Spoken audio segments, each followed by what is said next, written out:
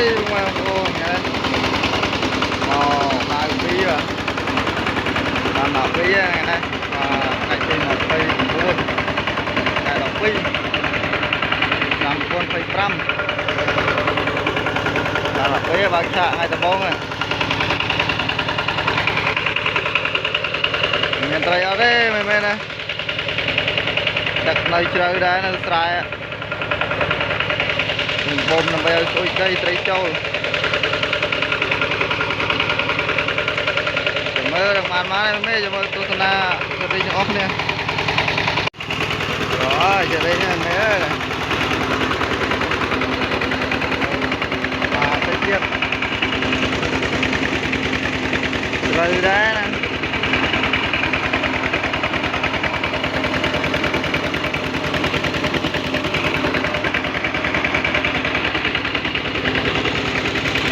mẹ trai ở thế mà trai nó mẹ mê đây nha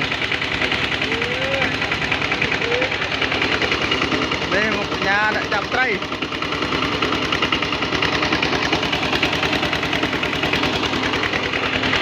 làm tôi ra đi được ok mà thì nhá để cho tao voi như này trai bàn bùn can bạn đọc cái lối này hộp bình minh bạn ơi